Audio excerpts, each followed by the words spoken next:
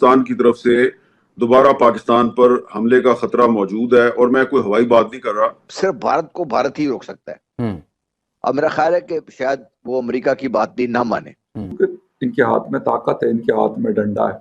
हिंदुस्तान चाहता है कि आप उनके साथ टैंकों और हवाई जहाजों और जहाजों के साथ लड़ें, इसलिए कि उनके पास वो ज्यादा है। लेकिन अफसोस के साथ मुझे ये कहना पड़ता है कि हम उनसे नीचे।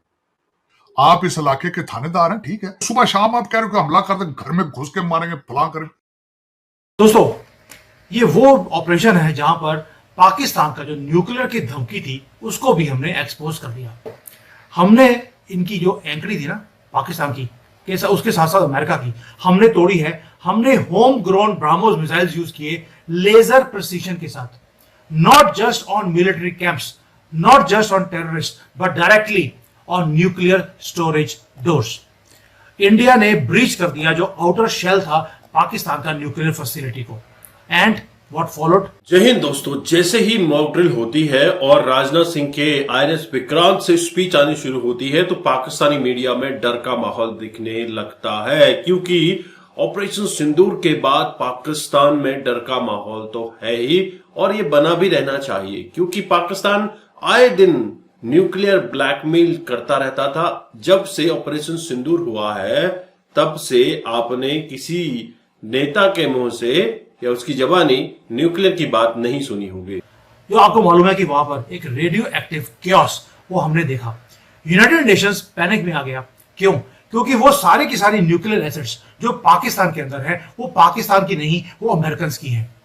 वहां पर जो प्लेन्स हैं अमेरिका के, जो न्यूक्लियर जो वेस्ट निकलती है या कोई स्नीक होता है उसको स्नाइफ आउट करने के लिए इनके प्लेन्स दिखाई दिए।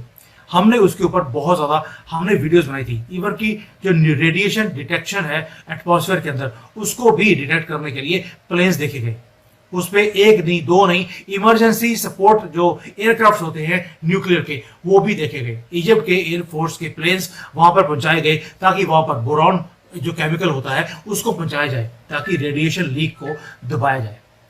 दोस्तों, जो न्यूक्लियर वॉच डॉग्स थे वो पाकिस्तान को नहीं देख रहे थे, वो अपना मेस क्लीन कर रहे थे, क्योंकि रीजन एक ही था, नाक काट दी थी हमने इन सब की। और जो छुपा के बात रखी कि पाकिस्तान के पास जो न्यूक्लियर बॉम्ब्स हैं वो अमेरिका के दिए हुए हैं, वो पाकिस्तान के थे ही नहीं। नाउ पाकिस्तान के मामले में ट्रंप को पर्सनली इंटरवीन करना क्यों किया और मोदी जी को पॉज करने के लिए भीख क्यों मांगी डोनाल्ड ट्रंप ने? क्यों? और ये जो सडन प्ली था सीज फायर का वो क्यों हुआ था? दोस्तों, उसका रीजन था कि अगर ये लीक और ज्यादा बढ़ जाता तो अमेरिका सफर करता, पाकिस्तान नहीं, क्योंकि अमेरिका का नाक कर देता और अमेरिका एक्सपोज हो जाता पूरी दुनिया के सामने।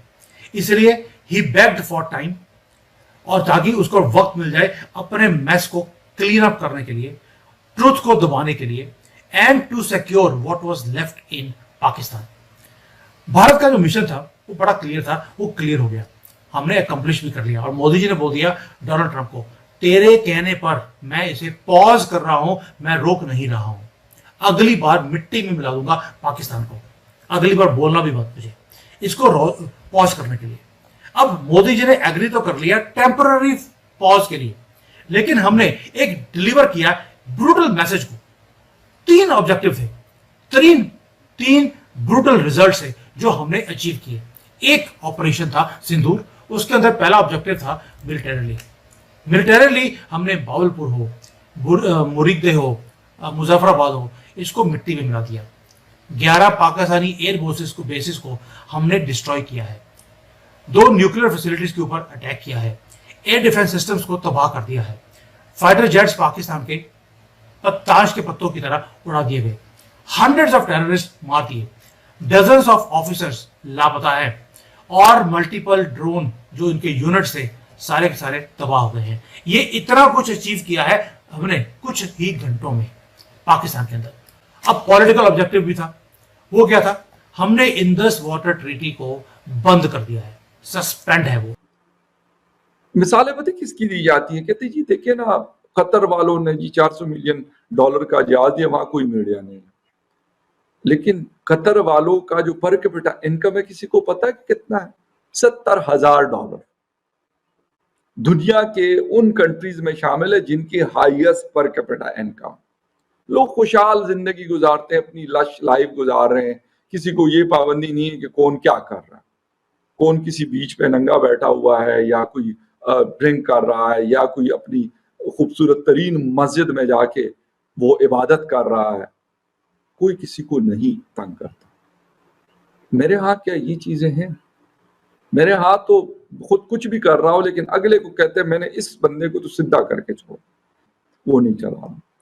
फर्क ये है, खबर जरूर आती है, लोग कहते हैं खबर नहीं आती, खबर आती, खबर चलाई नहीं जाती, ये फर्क। लेकिन खैर अभी ये सिलसिला चल रहा है और मुझे नहीं समझ आती कि DGISPR चौधरी अहमद शरीफ साहब या फिर field marshal general Asim Munir साहब या फिर ये लोग, मुझे नहीं पता कि न मैं ये कहता हूँ कि यार ये हम कोई बोले तो ये उस पे अपने फैसले करिए। सबसे पहले आपको खबर दें, इलॉन मस्क ने सदर डोनाल्ड ट्रंप को बताए बगैर मुशीर का ओहदा छोड़ दिया।